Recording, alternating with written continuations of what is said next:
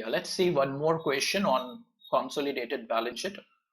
On 31st March 2017, the summarized balance sheets of H Limited and its subsidiary S Limited stood as follows. So we are given the balance sheets on 31st March 2017. Figures are in lakhs of rupees. We are given the share capital. They are saying equity shares of rupees 10 each fully paid up. So 10 each. So if I see for the subsidiary, it just means that there are 480 lakhs of shares in the subsidiary. Then they have given us the general reserve, profit and loss account, bills payable, trades payable, provision for taxation, dividend payable. Dividend payable, it is there only for the parent company, okay, not for the subsidiary, okay. And then they are saying assets, okay, a very detailed balance sheet is there. Land and building, plant and machinery, furniture and fittings, investment in shares in S Limited, stock, trade receivables, cash and bank, bills receivable, and the sundry advances. Okay, following information is provided to you. Yes, five information. Let's understand that. They are saying H Limited purchased 180 lakh shares, 180 lakh shares on 31st March 2016 when the balance of general reserve and profit and loss account of S Limited stood at 3,000 and 1,200 lakh respectively. So we are buying 180 lakh shares and we are doing this on 31st March 2016. So 180 lakh shares, remember that. So if I go back to the balance sheet, yes, here it is. 480 lakh shares are there. So if you check here, H Limited has purchased 180 and there are 480 lakh shares, right? Now if I do 180 divided by 480, it is turning out to be 37.5% shares of S. 37.5%. Now that is very unusual. If you want to establish control, you have to buy minimum of minimum one half of the voting power. That means something is wrong over here. Okay, something is wrong. And it indeed is, right? So I'll just explain you what exactly is the issue. Yes. Let's read the information further. Okay, we are buying shares on 31st March 2016 and then the balances of the general reserve and P&L are given. Fine. On 1st April 2016, S Limited declared a dividend at the rate of 20% for the year ended 31st March 2016. So dividend is for the year 2015-16. See, you are buying shares on 31st March 2016 while the dividend is for 2015-16. Dividend is for the pre-acquisition period. Pre-acquisition dividend should be credited to investment account. They are saying X Limited credited the dividend received by it to its profit and loss account. The usual mistake that the parent commits, right? So in consolidation is a very regular adjustment. It's a mistake committed by the parent. We have to rectify that when we are doing the consolidation. You know how it is to be rectified? When you are doing the cost of control calculation, goodwill capital reserve, at that time we should deduct the dividend from the cost of the shares. And when you calculate the consolidated reserves, at that time we should eliminate it from the profits of the parent. Okay. On 1st January 2017, this is a new adjustment that we have this time. On 1st January 2017, S Limited issued 3 fully paid up bonus shares for every 5 shares held out of the balance of its general reserve on 31st March 2016.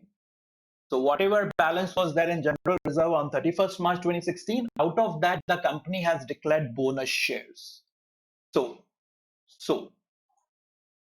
this 480 that you are getting, now you will understand the problem that you have. This 4,800 share capital that you are having in the balance sheet of the subsidiary is after the issue of bonus shares. That is the reason when I'm doing 180 divided by 480, I'm getting 37.5%. This 4,800, okay, bonus was on 1st January. So the share capital is increased on 1st January. See, we are buying shares on 31st March 16. So I require that what are the number of shares on 31st March 16? What are the number of shares on 31st March 16? Those number of shares will decide our percentage of holding. So we'll have to do a backward working. This 4,800 is after the issue of bonus shares. We'll have to do a backward working and find out that before the issue of bonus shares, how many shares were there. That will give you the exact percentage of holding. So that's the reason we are getting 37.5, which is wrong. Still two more adjustments. On 31st March 2017, all the bills payable in S Limited's balance sheet were accepted in favor of H Limited. But on that date, H Limited held only rupees 45 lakhs of these acceptances in hand, the rest having been endorsed in favor of its trade payables. Now, this is what is known as a mutual obligation. It is very much possible that the parent and the subsidiary are transacting with each other. And if they are transacting with each other, they will be raising invoices against each other. Now, right now, the parent and subsidiary are two separate companies. So you are showing it separately in two companies, that is fine. But when we prepare consolidated financial statements, we consider parent and subsidiary to be a single company. You cannot now owe to yourself. You cannot demand money from yourself. So these obligations should be eliminated. And it's very simple.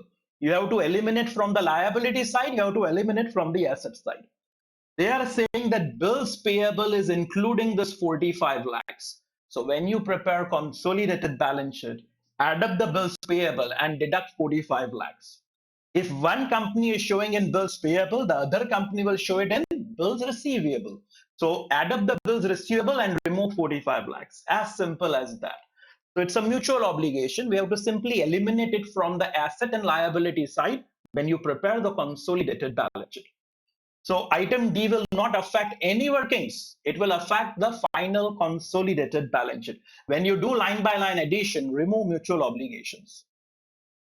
And finally, in E, they are saying on 31st March 2017, S Limited's inventory included goods which it had purchased for rupees 100 lakhs from H Limited with made a profit of 25% on cost. S Limited purchased from H Limited. H Limited is the parent company. So parent has sold to the subsidiary. If parent is selling to the subsidiary, it is a downstream sales. What do we do in downstream sales? If parent is selling to the subsidiary, who has booked the profit? Parent has booked the profit. So when you do the final working of consolidated results, you will consider the profit of the parent. From the profit of the parent, eliminate the unrealized profit. Right? So we will eliminate the unrealized profit from the books of the parent. Okay with that? And where is the profit lying? The profit is lying in the inventory. Okay, the profit is lying in the inventory. So when you prepare consolidated balance sheet, you will take the inventory of the parent. To that, you will add the inventory of the subsidiary. From the total inventory, deduct the unrealized profit. So that is the adjustment that we will do for the unrealized profit. How much of the profit is unrealized? Yes, they are saying for 100 lakhs from H Limited, which made a profit of 25% on cost. 25% on cost. So if I consider cost to be 100, then profit is 25. That means the selling price, right? The selling price is 125. So selling price and profit. Selling price is 125, profit is 25. Our selling price is 100 lakhs. So 100 lakhs, how much? So that will be 100 into 25 by 125. So that is turning out to be rupees 20 lakhs. So the unrealized profit is 20 lakhs. When you calculate the consolidated results, remove 20 lakhs from the P&L of the parent because parent has booked this profit. And when you are preparing the consolidated balance sheet, add up the two inventories and reduce the inventory by 20 lakhs. However, the first adjustment that we have to do this time is to work out the percentage of holding. We will have to keep in mind this bonus thing and work it out. They are saying that 3 fully paid up shares for every 5 shares. So 3:5 is the bonus ratio. Okay. I want to know that when I purchased 180 lakh shares, right? When I purchased 180 lakh shares, what was the share capital of the subsidiary, right? That is necessary this time. So we'll have to do that adjustment first. That's what we normally do, isn't it? We want to know what is our percentage of holding. Okay, let's work it out. It's not exactly a working note, but it will be necessary for us to do this. Or we can show it as a part of our working notes also if you wish. Let's show it as a working note. Okay.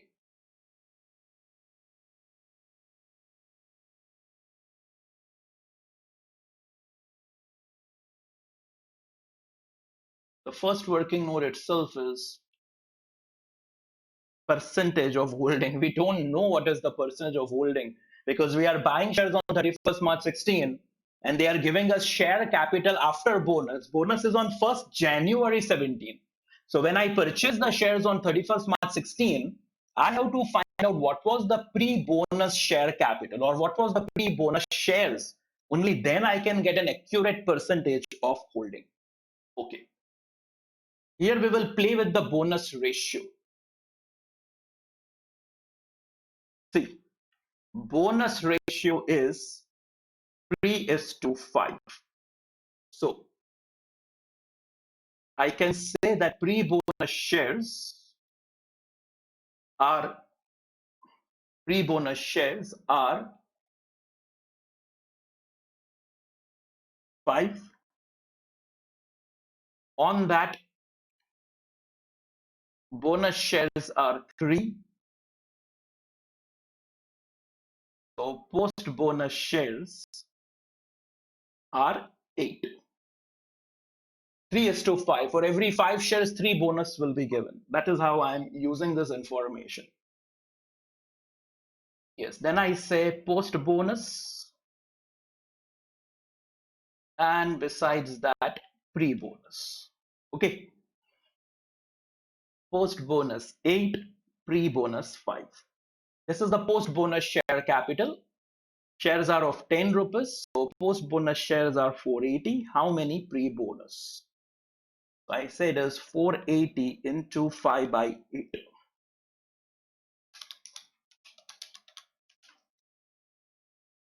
So that is turning out to be 300.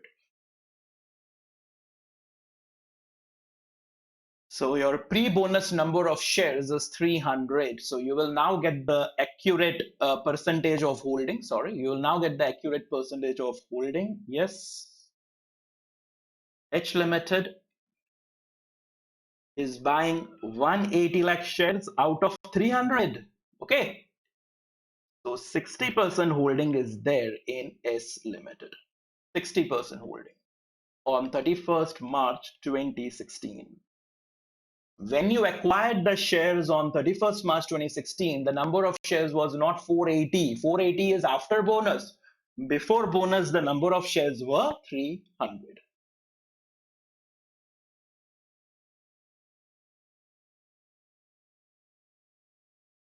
Apart from this, some more information is also available. We realize our pre-bonus share capital, 300 shares are of 10, is 3000. Our post-bonus share capital, it's clear in the balance sheet itself that our post-bonus share capital is 4,800.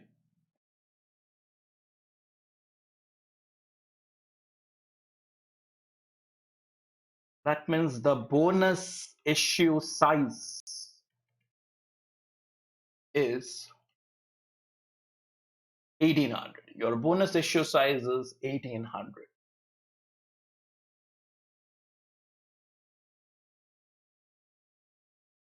So your percentage of holding on 31st March 16 is 60%. However, I'll be preparing balance sheet on 31st March 17. Remember, on 31st March 17 also your percentage of holding will remain 60% only. It will not change. If you are owning 60% of the shares and then the company declares bonus, you will receive 60% of the bonus. So your percentage of holding will not change. Your percentage of holding on 31st March 17, will also remain the same. Because if you own 60% shares, you will also receive 60% of the bonus. If you do not believe me, I'll just show you that. I'll show you that. It's not necessary. Just for your understanding, I'm showing it. On 31st March 17 also, understand. You have 180 lakh shares. So on this, in the ratio of 3 by 5, you will receive the bonus, right? I'm adding the bonus that you will receive. And post bonus number of shares, I already know it is 480. So I'm writing that directly. 180 into 3 by 5, that's 108. I add 180 to it. So this will turn out to be 288. So now you have 288 lakh shares out of 480. To put it in percentage and multiply by 100, 60%. Right? Your holding on 31st March 2017 will also remain 60%. Simple argument is that if you are owning 60% of the shares and then the company declares bonus, 60% of bonus will be received by you. So your percentage of holding will remain the same, whether it is 31st March 16 or 31st March 17.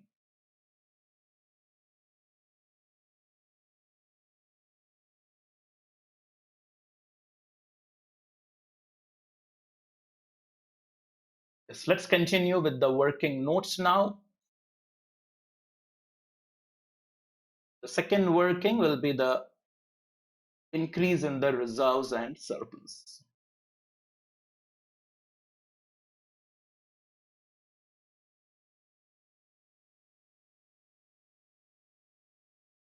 Of S Limited in 2016-17. I have the reserves here. I have the profit and loss account over here.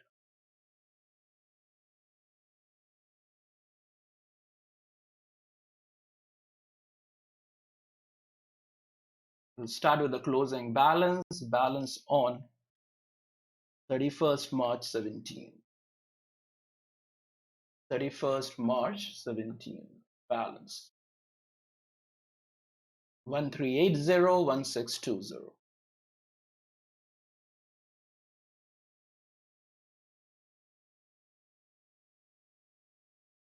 Right, 13801620. I'll just refer my question over here. Okay. If you see the bonus, very clearly it is mentioned. I'm talking about this information C now. S Limited issued bonus shares, but did it carefully out of balance of its general reserve. So we have utilized general reserve for the bonus. So I will add it back. That's an appropriation. I say add.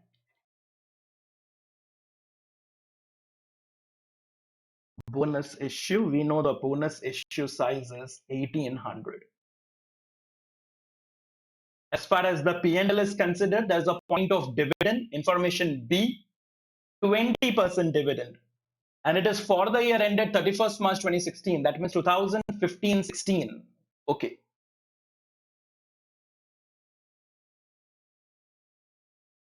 This was one of the points. Next,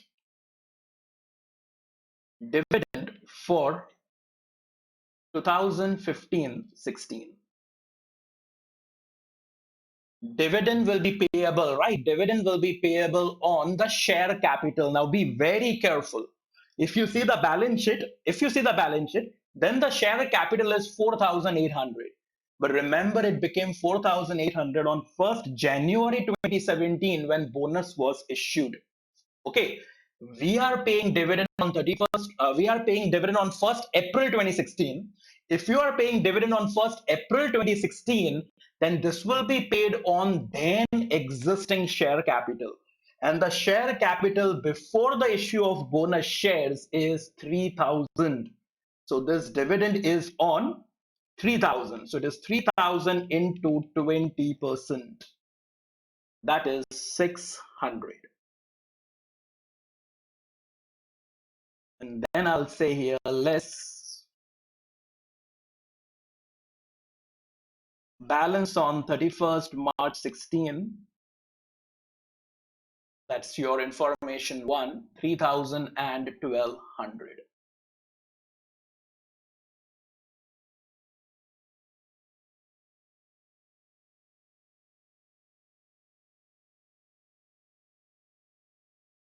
This will give us the increase.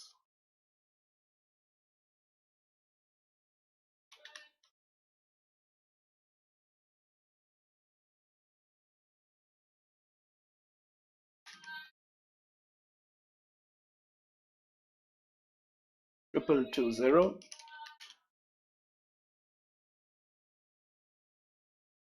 1020.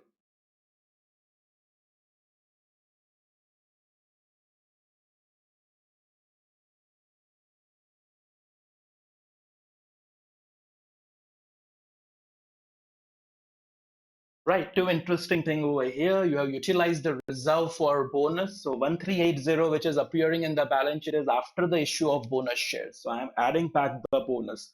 Without adding back the bonus, you will not be able to get what is the increase during the year.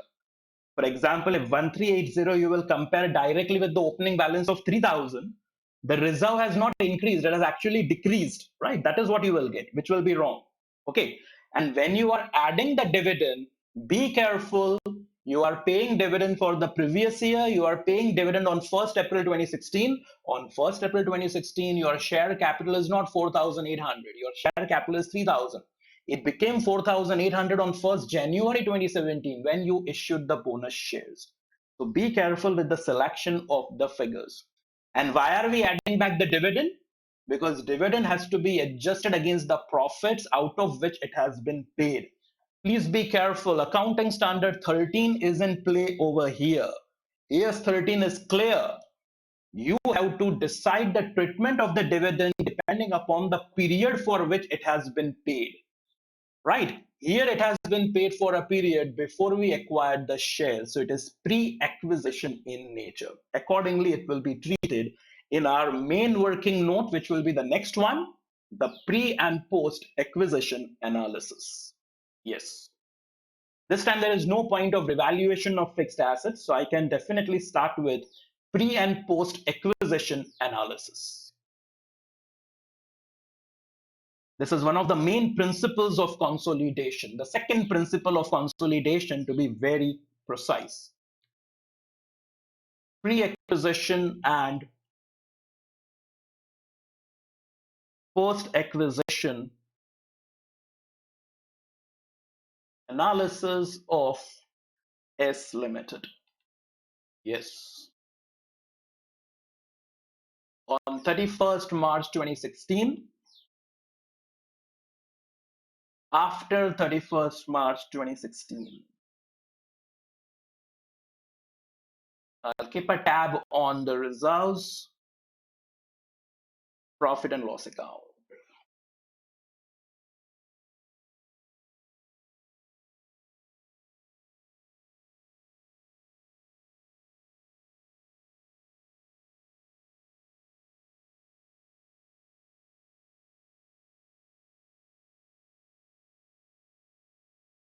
Yes, I start with equity share capital. Be very careful. This is 31st March 2016.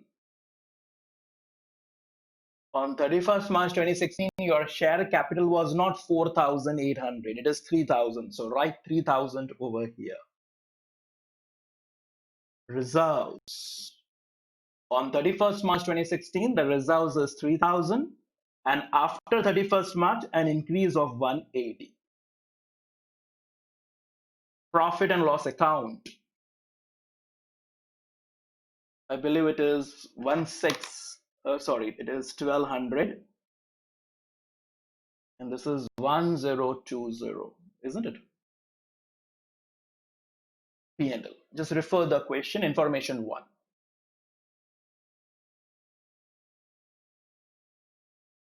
And then we know there's a point of dividend. So we say dividend for 2015-16. Dividend for 2015-16. We have paid a dividend of 600 lakhs, but for the year 2015-16. So it will be paid out of profits earned in 2015-16. 2015-16 is pre-acquisition period. So means dividend is paid out of the pre-acquisition profits. Pre-acquisition, it will affect 31st March 16. I will write here negative 600. Why negative? See, we are attempting to find out the net assets of the subsidiary. Dividend will be paid in cash. When dividend is paid in cash, it will result into depletion of an asset. So it will reduce the net assets. Our column is here. If you see, our column over here is after 31st March 2016. Dividend is not for the period after 31st March 16. Dividend is for the period for the year ended 31st March 16. Year ended 31st March 16. 31st March 16, right? So it will affect the profits prevailing on that date. That's it. That's it. Add up. What about bonus? Yes, I'll come to that. 3,000, 1,200 minus 600. So 6,600. This is 180. This is 1020.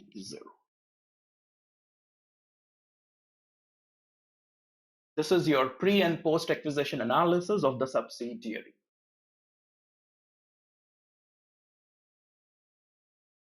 You may wonder, where has the bonus gone, isn't it? You will definitely wonder that. Let me explain that to you. Let me explain what happened to bonus. Bonus is there over here only. Okay, bonus is there over here only.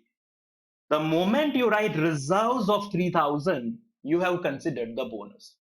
Bonus of 1,800 is out of the reserves. So when I write 3,000, write 3,000. This 3,000 includes the bonus of 1,800, isn't it? So it's already considered. It's already considered. Now someone may counter argue that, see, bonus was on 1st January. Bonus is on 1st January 2017. So why are we not giving effect on, after 31st March 16? That's not possible, because the source of bonus is reserve existing on 31st March 16. So bonus is also out of pre-acquisition. And if the bonus is out of pre-acquisition reserves, its effect has to be given in the pre-acquisition figure. It's very much like the dividend. It's a little bit confusing, but you have to really understand this. Treatment of bonus, treatment of dividend is not on the basis of the dates. If you will understand this, it will become very simple. It is not on the basis of dates. It is on the basis of the period for which it relates to. Bonus is what? Capitalization of past profits. Past profits means pre-acquisition profits. So we are giving effect from the pre-acquisition reserves. You get my point? Okay. One more thing. One more thing. There can be an alternate treatment also. Now, if someone is bent upon that, no, I want to give effect of bonus, then see, alternatively, I can suggest something like this. I'm writing in short. You may put equity share capital, which is 3,000. Yes, then below that, you can say bonus. You can say it is 1,800. And then when you write the reserves, then this reserve should be after bonus. Right now, I'm showing reserve of 3,000. From that, I'll review 1,800, and then I'll show 1,200. Okay. This can be an alternate way in which you can show this. So if you are like that, no, I want to show bonus, then this is what you can do. Show bonus of 1,800 and then reserves, which right now, see, reserves right now I'm showing as 3,000. Instead of that, show as 1,800. Because out of 3,000, 1,800 has been utilized for the bonus. So it will become 1,200. The total of these two, as you can see, 1,800 and 1,200, ultimately will become the 3,000 that we are showing here. Whichever you find more logical, you can follow that approach. I don't have any issue. But one thing is there, bonus cannot be put in 31st March 16. If you are planning over a year, that I will prepare one more column, equity share capital, and then show bonus here. That will not be so. Because although the bonus is after 31st March 16, I admit, but the source of bonus is not. The source of bonus is reserves existing on 31st March 16. If you don't believe me, I'll show you that entire adjustment. Let me just remove all these things so that you can go through it. Let me zoom that for you so it becomes very clear to you. Okay, I'm talking about this information C. Read information C carefully. Information C carefully. Read it. Read it. Yes. On 1st January 2017, S Limited paid bonus and all. It says held out of balance of its general reserve as on 31st March 2016. This is what is important. It is out of the general reserve on 31st March 16. So source of bonus is pre-acquisition reserve. It's a fact has to be given as a pre-acquisition item. Okay.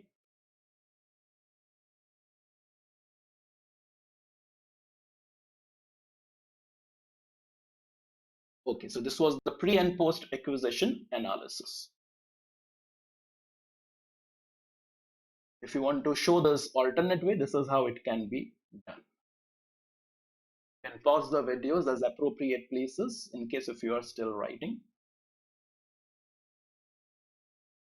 So consolidation principle 2 has been applied. Time to apply principle 3 now. Cost of control.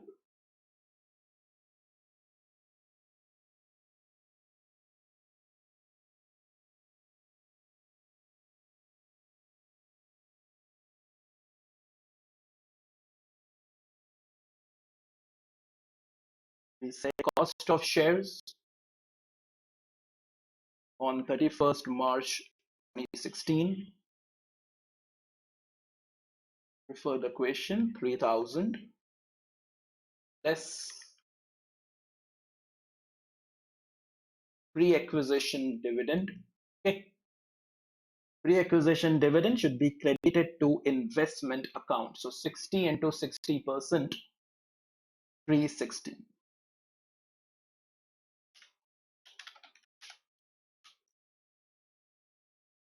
2640 less share in net assets on 31st March 16. 31st March 16, here it is 6600. 6600 into 60%.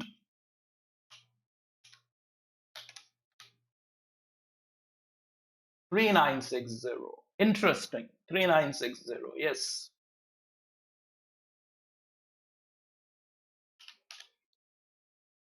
So we get 1320. Capital reserve this time, isn't it?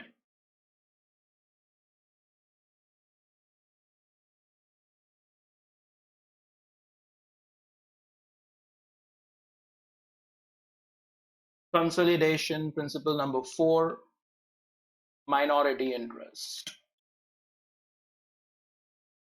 That will be very simple.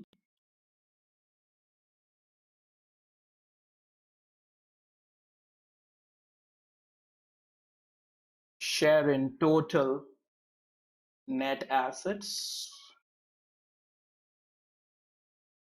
6600 plus 180 plus 1020. Sorry, 40% this time. Sorry.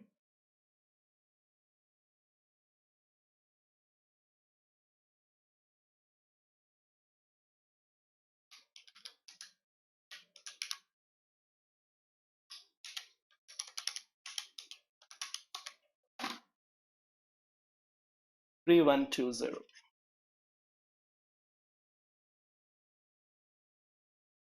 3120.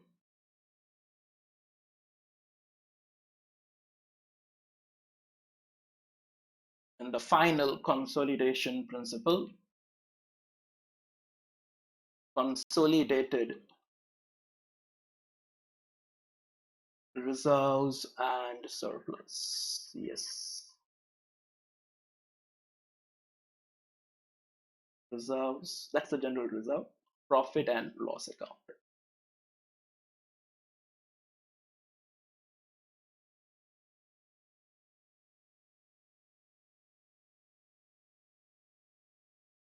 Balance of H Limited. We'll take the parent's balances now.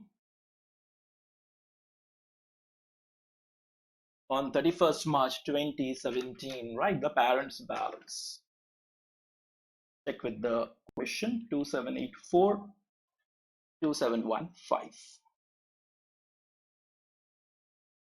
To this we say add share from subsidiary. Okay, here it is. Reserve 180.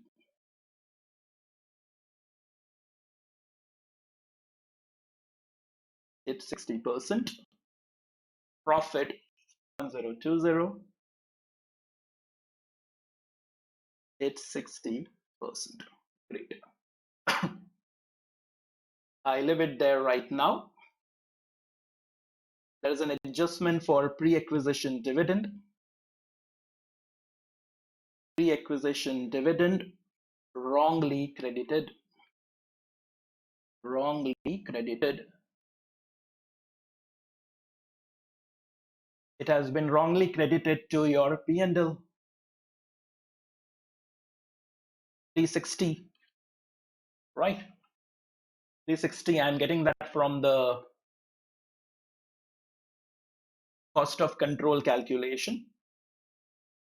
If you wish, you can show it again. 600 into 60%, right? And there is a point of that unrealized profit. Parent has booked the profit, right? Unrealized profit in sale to S Limited. 100 into this we have already discussed earlier, so I'm writing it directly. 20.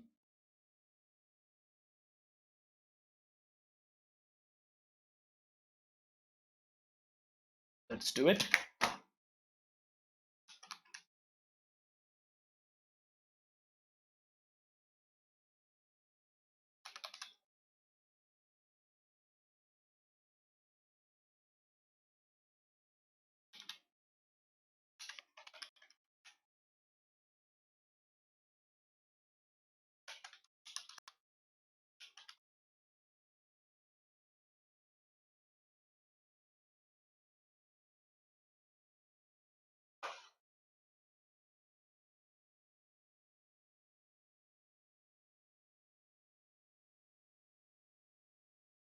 Two 2892 and 2947.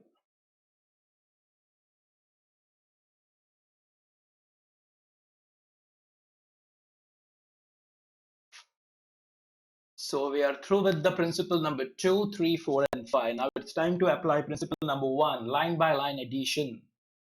That's the preparation of the main balance sheet.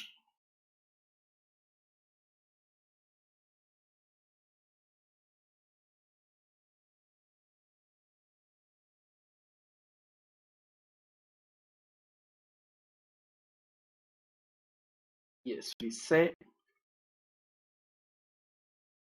consolidated balance sheet of H Limited as on 31st March 2017.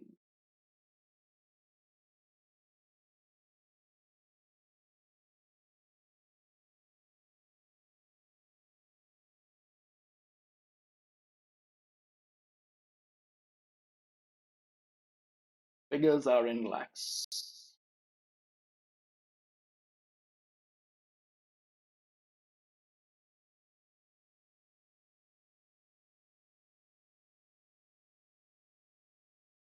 Equity and liabilities, under that shareholders funds, under that A, share capital, under that B, reserves and surplus. Balance sheet of H Limited. So I will show the share capital of H Limited, right? 12,000.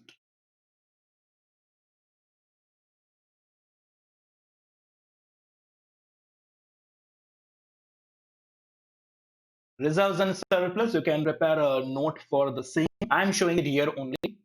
Uh, Ideally, you should be preparing a note. If you have time, prepare a note. If you do not have time, in exam, time is crucial, okay, in these questions. 30-40 minutes may just go away in doing all the workings and everything. Now, whether we have that much of time, if yes, really do it. I'm showing it over here. Reserves and surplus. They are showing general reserve and the P&L. But apart from there is also this time capital reserve. So I'll show capital reserve. I'll show general reserve. I will show profit and loss account. Great. Workings, capital reserve, how much was it? 1320. Here it is, 1320. And then these two reserves are also to be shown, 2892 and 2947. Okay. Capital reserve, second, 1320. General reserve 2892. This is 2947. Okay. Then bills payable, trade payables, and so on. Fine. Before that, I'll show the minority interest. So my second head, minority interest from our workings, 3120. Non-current liabilities, we don't have any. Current liabilities,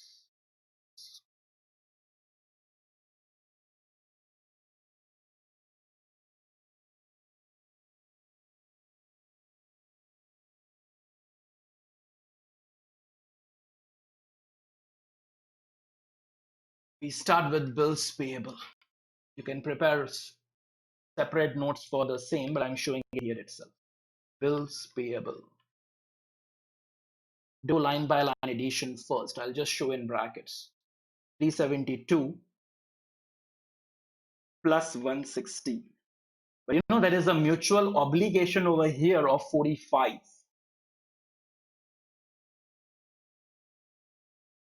Question.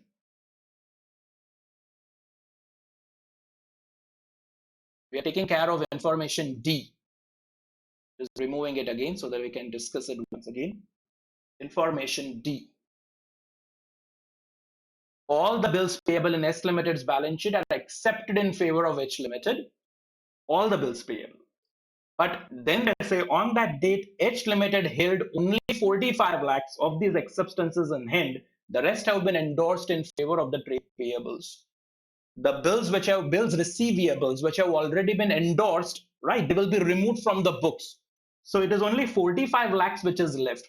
This 45 lakhs is lying in the bills payable of the subsidiary. They are lying on the bills receivable of the parent. So from bills payable and bills receivable, both the places, 45 lakhs is to be removed. It's a mutual obligation. Parent has to recover 45 lakhs from the subsidiary. Subsidiary has to pay 45 lakhs to the parent. Right now, there are two separate companies. They can show it in their separate books. But in consolidation, parent and subsidiary is a single company. Now you cannot owe 45 lakhs to yourself. Okay, so that's the reason. It has to be removed.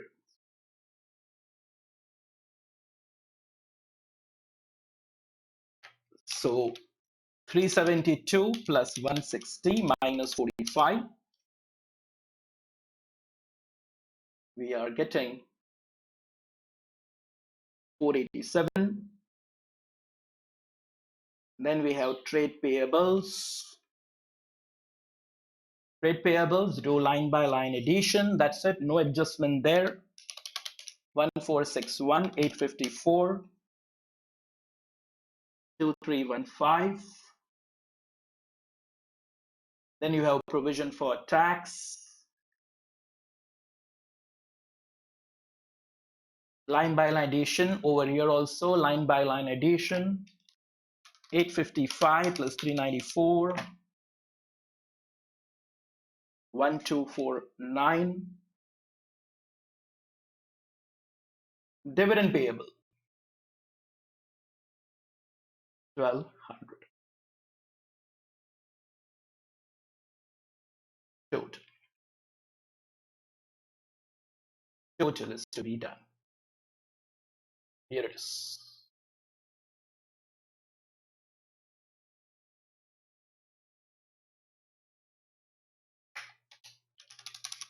$12,000, 1320, 2892, 2947, 3120, 487, 2315, 1249, 1200, 27,530.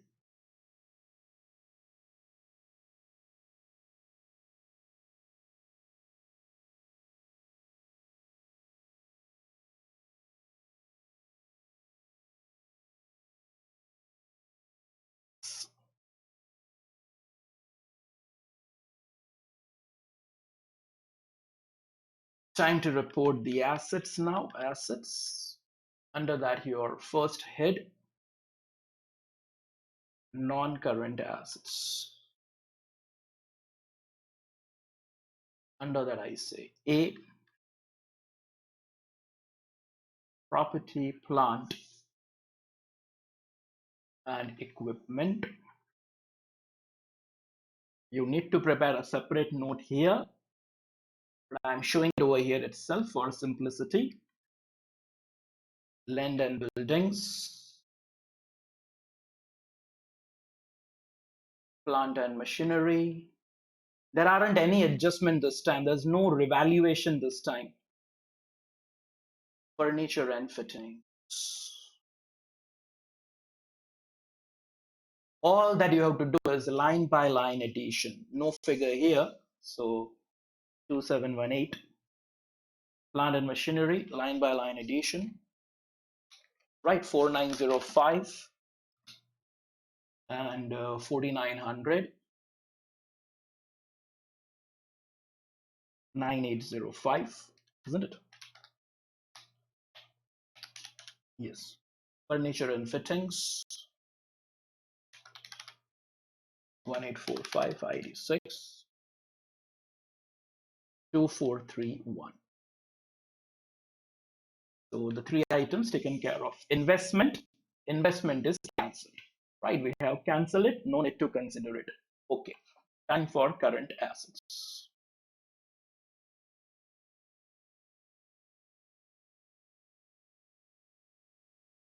Current assets.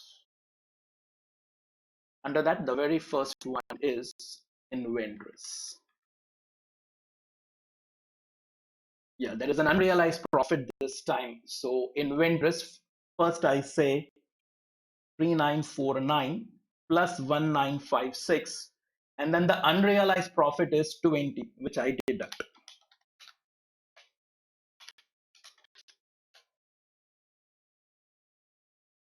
So 5885. Trade receivables, line by line addition. That's it. Wherever I'm not writing anything in brackets, that means we have to only do line by line addition. So 3963. That means there are no adjustments there. Cash and cash equivalents.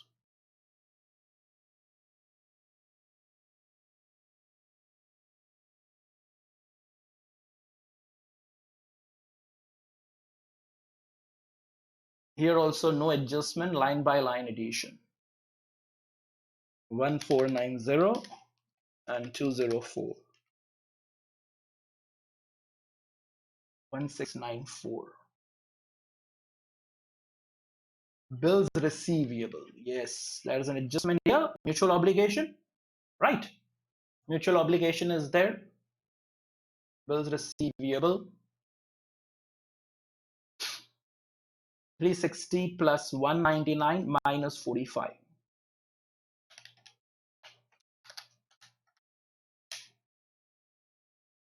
514. And finally, sundry advances. Only one item is there. Just a second. Yes. Sundry advances. 520. Time to take the total.